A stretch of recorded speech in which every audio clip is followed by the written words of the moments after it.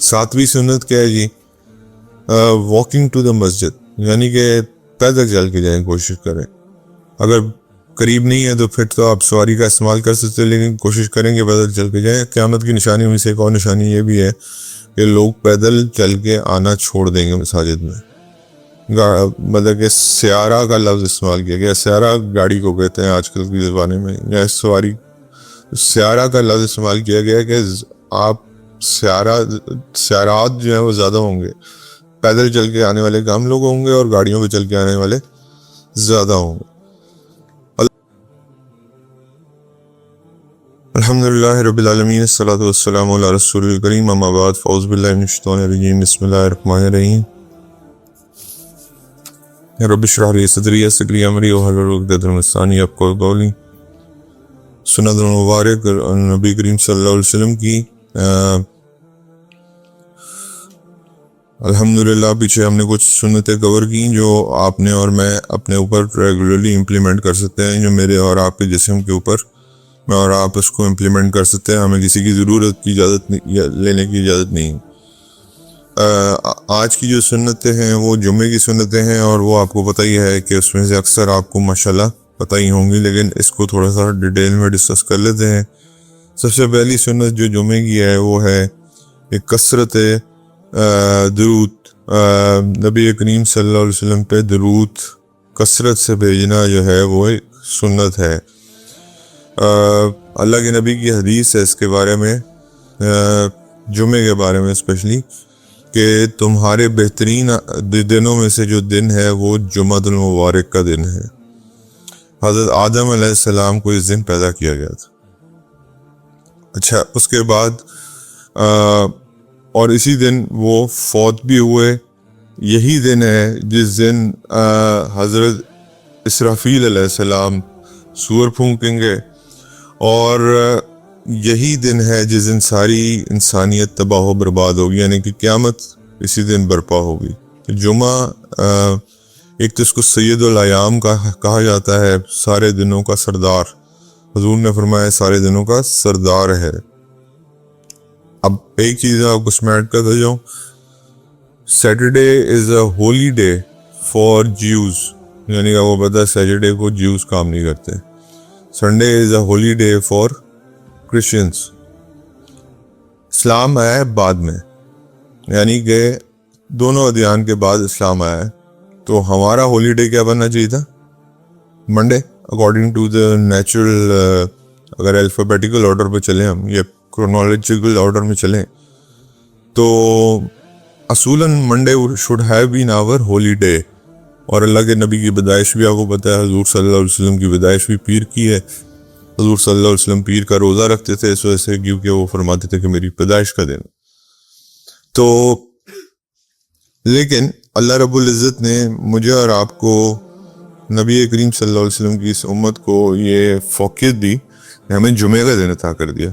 یعنی کہ ان دونوں جیوز اور کرسچن سے اللہ تعالیٰ نے ہمیں پرائرٹی اوپر رکھا. یعنی کہ فرائیڈے کمز بفور سیٹرڈے اور سنڈے. اب اس میں کسی کا اختلاف نہیں ہے، آپ کیلنڈر نکال کے دیکھ لیں آپ کے سامنے. اب اس میں کوئی کچھ کہہ نہیں سکتا. تو اللہ کی اس میں بھی ایک نشانی ہے. اور اسی طرح حضور صلی اللہ علیہ وسلم نے یہ بھی فرمایا تھا کہ تم، میری امت جو ہے وہ آئی سب سے بعد میں ہے اور جنت میں سب سے پہلے جائے گی. اس لیے یہاں پہ بھی یہ فائدہ دیا گیا امت مسلمہ کو، اور پھر آگے جمعے کا دن بھی اسی لیے عطا کیا گیا. تو یہ اللہ کے نبی صلی اللہ علیہ وسلم اپنی حدیث میں اس چیز کے بارے میں فرما رہے ہیں کہ یہ ایک مبارک ترین دن ہے، سید الایام ہے، سب سے بڑا دن ہے، سارے دنوں کا سردار ہے. اور اس کے بعد اسی دن حضرت آدم علیہ السلام پیدا کیے گئے، اسی دن وہ فوت ہوئے، اور اس کے بعد جو ہے اسی دن حضرت اسرافیل جو ہے وہ ٹرمپٹ بلو کریں گے، اور اسی دن ساری انسانیت کی تباہی یعنی کہ قیامت جو ہے وہ قائم ہوگی. سو send abundant blessings upon me، یعنی کہ اللہ کے نبی نے فرمایا کہ اس دن میرے اوپر کثرت سے درود بھیجا کرو. for your blessings will be presented to me، یعنی کہ اور یہ فرمایا کہ تمہاری جو blessings ہیں، درود ہیں، وہ میرے اوپر پیش کیا جائے گا. They asked, O messenger of Allah, how our blessings upon you be presented to you when you turn to dust, यानी कि जब आप दुनिया से तशरीफ़ ले जाएंगे तो उस वक्त हमारी blessings आप तक कैसे पहुँचाई जाएंगी। अल्लाह के नबी ने आगे से फरमाया, Allah has forbidden the earth to consume the bodies of prophet, Abu Dawood की रिवायत। यानी कि अल्लाह ने ये हुक्म दे दिया है ज़मीन को कि वो नबियों की बॉडी को कंज्यूम नहीं कर सकते। तो जस्ते खाकी सलामत हैं सारे अंबिया के कब्रों में। तो इसलिए दरूद की अबंडेंस जो है वो बहुत ज़रूरी है। जुमे के दिन ये पहली सुन्नत है जुमे की। इसके बाद मैसेंजर ऑफ अल्लाह सल्लल्लाहु अलैहि वसल्लम is the leader of all mankind and जुमा is the leader of all days, यानी कि हजूर सल्लल्लाहु अलैहि वसल्लम सारे इंसानियत के सरदार हैं और जुमा जो है वो सारे दिनों का सरदार। और thus sending salah upon him on this day has a distinction and superiority which no other day has। so इस दिन स्पेशल आपको ये इब्न क़य्यिम जो है इस बारे में फरमाते हैं। मैंने आपको एक बताया था दरूद कि अगर आप 80 बार असर के बाद जब आप असर पढ़ते हैं दरूद शरीफ असर की नमाज के बाद उसी जगह हज़रत अबू हुरैरा से रवायत आती है, अल्लाहुम्मा सल्ली अला सय्यिदिना मुहम्मदिन नबियुल उम्मी व अला आलिहि वसल्लम तस्लीमा। ये 80 टाइम्स अगर आप पढ़ते हैं, 80 बार ये दरूद पढ़ते हैं तो 80 साल की इबादत लिख दी जाती है। यानी कि आप अगर ये हर जुमे को ये अमल परफॉर्म करते हैं तो आप सोच लें कि कितनी इबादत आपके उसमें लिखी जा रही है। 83 साल मिनिमम आपको लैलतुल क़द्र पे मिलते हैं, 80 साल आप हर जुमे पे भी हासिल कर सकते हैं। हज़रत अबू हुरैरा की हदीस मौजूद है। उसके बाद हजूर सल्लल्लाहु अलैहि वसल्लम की हदीस आगे एक और मौजूद है कि जिसमें हजूर फरमाते हैं कि जो मेरे ऊपर ये एक दफ़ा दुरूद भेजता है अल्लाह रब्बुल इज़्ज़त उस पर 10 दफ़ा रहमतें अनायत फरमाते हैं। बहकी की हदीस है। तो यानी कि जो जितनी ज़्यादा भेज देगा उतनी मल्टीप्लाई बाय 10 कर ले उतनी रहमतें वो हासिल कर लेगा। अब यहाँ पे अब्दुल्ला बिन मसूद रज़ियल्लाहु तआला अन्हु फरमाते हैं कि उन्होंने हज़रत ज़ैद बिन वहाब को कहा कि कोई जुमा ऐसा ना गुज़रने दो जिसमें तुम 1000 दफ़ा दुरूद ना पढ़ो। तो यानी कि 1000 दुरूद पढ़ लेना ये एक नसीहत है हज़रत अब्दुल्ला बिन मसूद की। 1000 दफ़ा दुरूद पढ़ लेने का मतलब है कि 10,000 अल्लाह की रहमतें आप समेट लेंगे हर जुमे को। उसके बाद दूसरी सुन्नत जो है फजर, वैसे तो ये हर रोज़ ही मुझे और आपको करना चाहिए, लेकिन खुसूसी तौर पे प्रेइंग फजर इन कॉन्ग्रेगेशन यानी कि जमात के साथ फजर की नमाज़ पढ़ना जुमे की सुन्नतों में से एक सुन्नत है। The Messenger of Allah sallallahu alaihi wasallam said that the best prayer in the sight of Allah is the Fajr prayer in congregation on the day of Jummah। बैकी की रिवायत है। यानी कि अल्लाह के नबी फरमाते हैं कि बेहतरीन नमाज अल्लाह की नज़र में सलातुल फजर है जमात के साथ जुमे के दिन। ये इसलिए कोशिश करनी चाहिए, वैसे तो हर रोज़ ही कोशिश करनी चाहिए क्योंकि आधे रात के सवाब भी है। मैंने आपको बताया था आधी रात का सवाब, अगर आप इशा पढ़ लेते हैं तो आधी रात का सवाब, और अगर आप फजर पढ़ लेते हैं तो आधी रात का सवाब। ये भी अल्लाह के नबी की रवायत है, पूरी रात का सवाब भी मिल जाता है। तो उसके बाद तीसरी सुन्ना जो है वो सूरह कहफ है। ये भी आपको पता है कि द मैसेंजर ऑफ अल्लाह सल्लल्लाहु अलैहि वसल्लम सेड, जिस इंसान ने सूरह कहफ पढ़ी जुमे के दिन उसको एक नूर अता किया जाता है और वो नूर उसकी दोनों जुमे के दरमियान में हिफाजत फरमाता है। मुस्तदर हाकिम की हदीस है।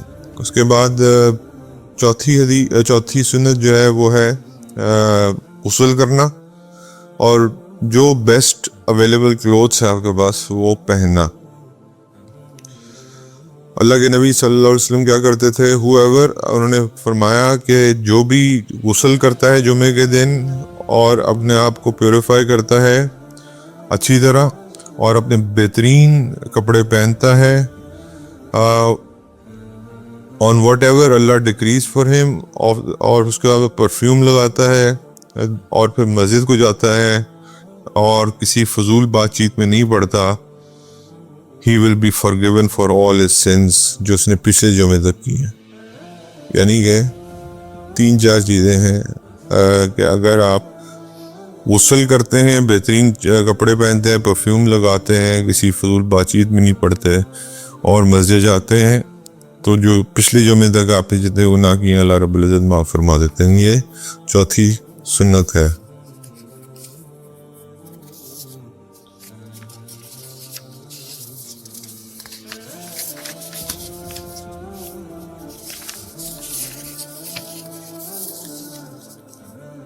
اس کے بعد جی مسواک. اللہ کے نبی نے تو ویسے ہر نماز میں ہی اللہ کے نبی سنتی مسواک کرتے تھے، اور فرض اس لیے نہیں کی کہ مطلب کہ یہ فرمایا کرتے تھے اگر مجھے امت کے اوپر اندیشہ نہ ہو کہ وہ اس کو تکلیف ہوگی تو میں ہر نماز میں مسواک کا حکم دیتا. لیکن حضور صلی اللہ علیہ وسلم خود ہر نماز سے پہلے مسواک کرتے تھے، جیسے حضور صلی اللہ علیہ وسلم ہر رات کو تہجد پڑھتے تھے، ان کے لیے تقریباً وہ فرائض میں شامل تھا. تو اس لیے مسواک حضور صلی اللہ علیہ وسلم کی اس پہ بھی حدیث آتی نسائی میں کہ غسل کرنا اینڈ یوزنگ مسواک آن جمعہ از اوبلیگیٹری اپون ایوری ون، یعنی کہ تقریباً واجب قرار دے دی، یعنی کہ غسل کرنا اور مسواک کرنا واجب ہے. کئی لوگ نزدیک سنت ہے، کئی لوگ نزدیک واجب ہے، یعنی کہ غسل جمعہ کا غسل واجب ہے اور مسواک بھی واجب ہے. اس کے بعد ان لوگوں کے لیے جو ایج آف پیوبرٹی یعنی کہ جو بالغ ہو چکے ہیں، one should apply what ever perfume he can find, اور اس کے بعد پرفیوم ضرور لگائیں، خوشبو ضرور لگائیں، یہ بھی ضروری ہے. اس کے بعد چھٹی سنت جو ہے وہ ہے گوئنگ ارلی ٹو دا مسجد، یعنی کہ جمعے کے لیے مسجد میں جلد از جلد جاؤ. آپ کو پتہ ہے کہ جو جلدی سے جلدی جاتا ہے اس کو تقریباً ایک اونٹ کی قربانی کا ثواب ہے. اور جب امام صاحب جو ہیں وہ عربی خطبے کے لیے کھڑے ہوتے ہیں تو اس وقت رجسٹرز ہو جاتے ہیں کلوز، کیونکہ وہ عربی خطبہ واجب ہے سننا میرے اور آپ کے لیے. تو آپ کا فرض تو ادا ہو جائے گا، لیکن رجسٹرز میں آپ کی حاضری نہیں لگے گی، تو ایک واجب بھی مس ہونے کا خطرہ ہے. تو اس لیے عربی خطبہ اور اس سے پہلے جتنا جا سکیں جو واعظ ہوتا ہے یعنی کہ تقریر ہوتی ہے امام کی، وہ ضرور سنیں، اس سے انسان کا ایمان تازہ ہوتا ہے، اللہ کی بات ہوتی ہے. تو اس کے بعد حضور صلی اللہ علیہ وسلم نے فرمایا، اس کے سے ریلیونٹ جو حدیث ہے کہ the messenger of Allah صلی اللہ علیہ وسلم said when Jummah comes at each door of the masjid there are angels who write down the first ones who come to the masjid. وہی والی بات ہے کہ جب جمعہ آتا ہے تو جو اینجلز ہیں وہ لکھنا شروع کرتے ہیں نام ان لوگوں کے جو مسجد کی طرف آتے ہیں. when the imam sits down they close their books.